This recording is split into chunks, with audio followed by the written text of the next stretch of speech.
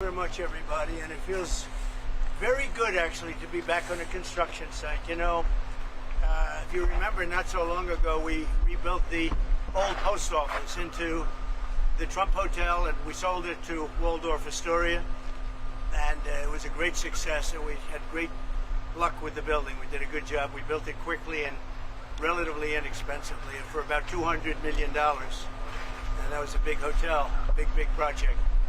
But we looked around, and Tim Scott's here someplace. Tim, come on up. You saw what we saw, and the big thing is to get it done. They have to get it done. They have to get it finished.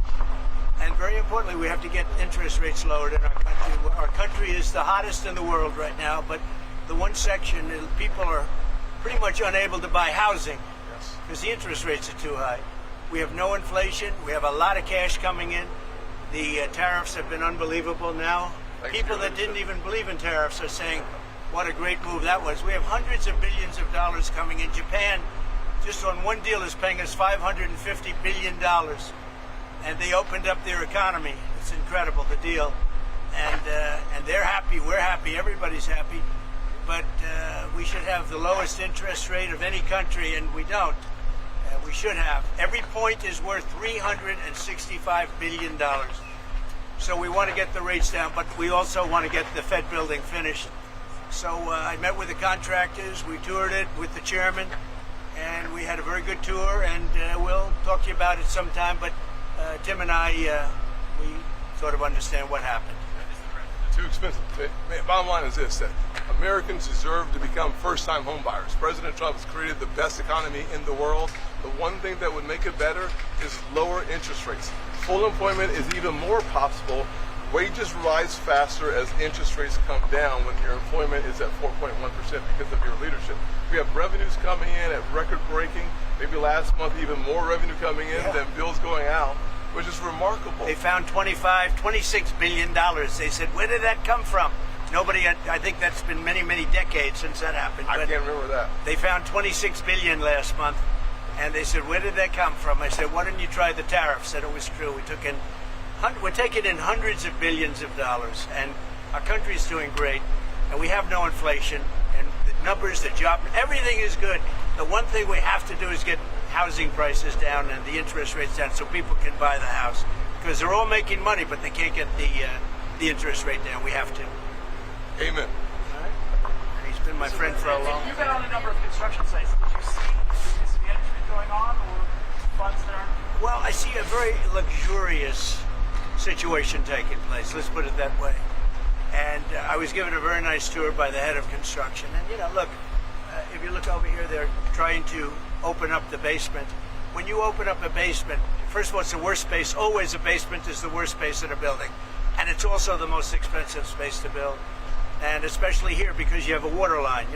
They're going down into the water, so they have to build what's called a reverse bathtub. The water has to be kept out. It's very expensive construction. So it would have been good if they didn't build it. Would have been good if they didn't do certain other things. If you look at the kind of protection in the hall, have you been able to get in the hall? You saw the protection of plywood. I mean, that was a lot of money just to protect it for a period of time. I would have done it very gingerly and easily and not have spent, millions of dollars on protection. And there are things that could have been different. Look, there's always Monday morning quarterbacks. I don't want to be that.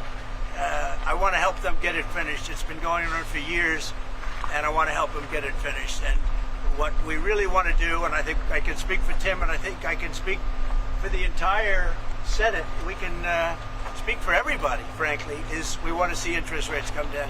Our country is booming, and the interest rates is a final little notch. And if you look at Europe, they've lowered 11 times in a short period of time. We've lowered 0. And, they are competition, although we're in the process of probably making a very good deal with them, too.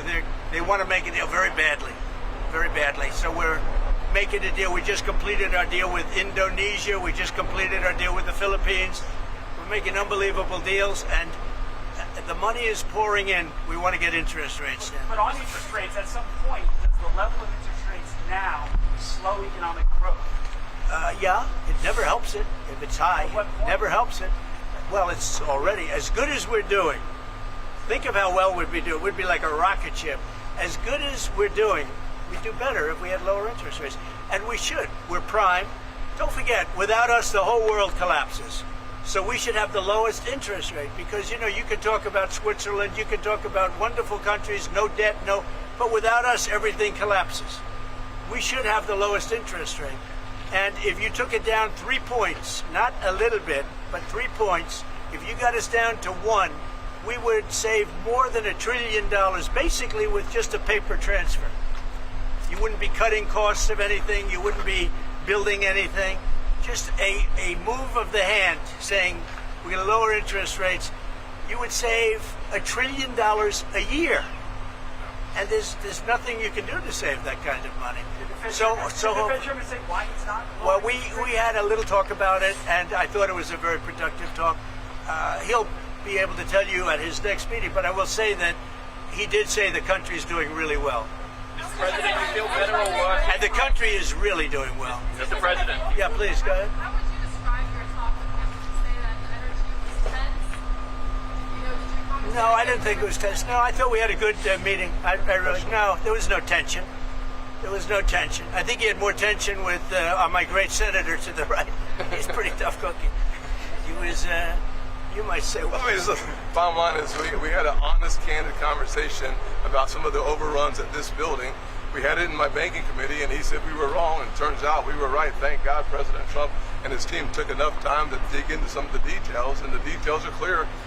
We need to get this project done. We would like to keep it where it is or a little lower, but at the end of the day, the point is that instead of talking about interest rates, instead of talking about first-time home buyers, instead of talking about the heat in our economy, that's a good thing. We're talking about an overrun on the Federal Reserve building as opposed to the Federal Reserve objective of lowering and keeping our economy full.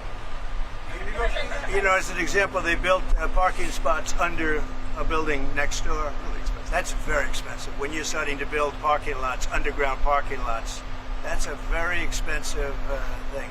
A lot of people I know, they park their car and they walk a block or 2 blocks or something. But it is a very expensive thing. But that is what it is, and that's okay. Are you president of auto Is tariffs? this project a fireable offense?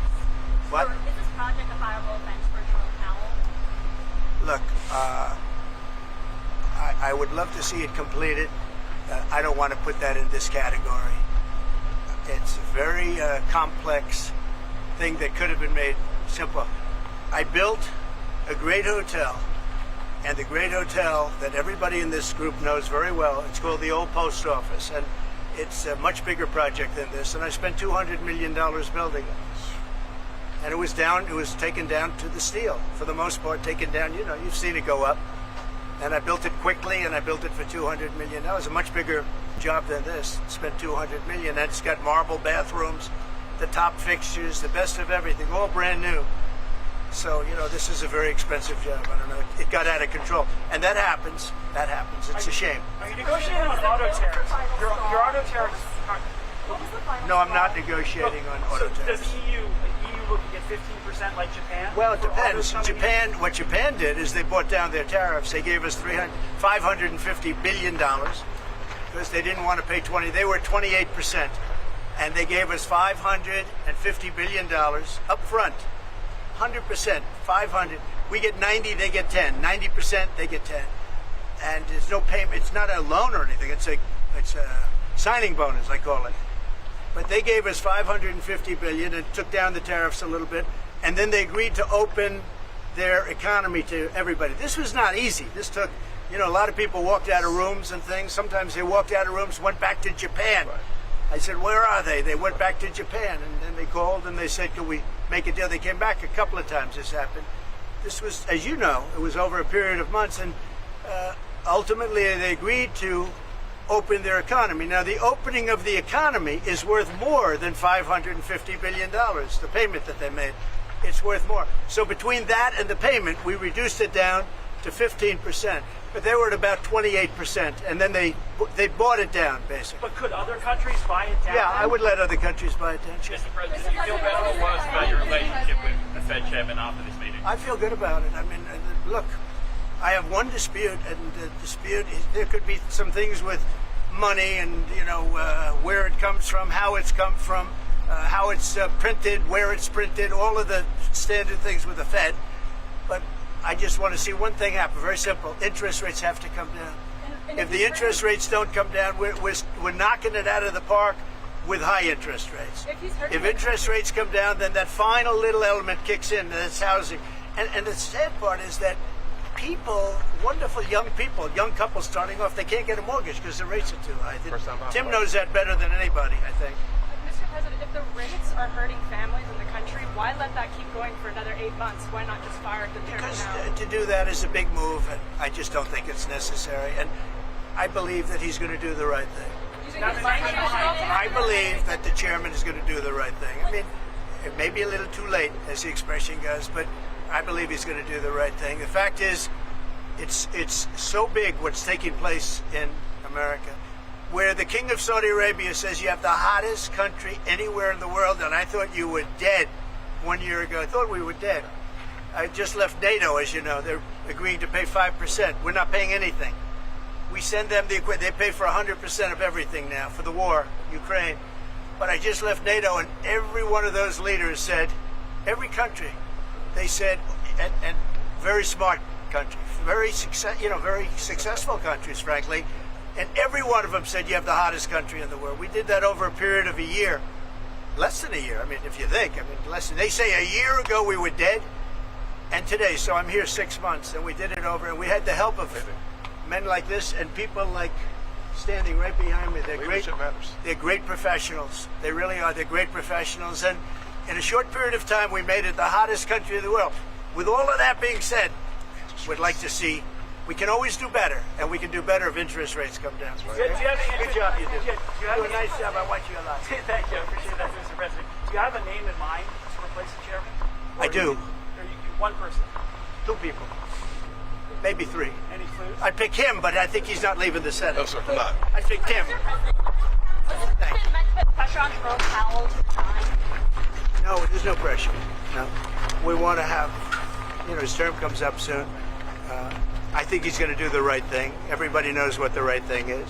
Even people that believed in, the higher rates, they're all on board. They all want to see the interest rates come down. It's very important. Mr. President, Do you if think he he changed his doesn't do the right thing and cut interest rates, as you said, would you then consider firing I him? don't think we're going to do that. Do you think he changed his I mind? don't think so. Investigate the newly declassified documents by Gabbard. Yeah, that's a terrible thing. I have great respect for Tulsi and the documents they found on President Obama. Frankly, it was an Obama thing, but it was the people that worked under him also working with him.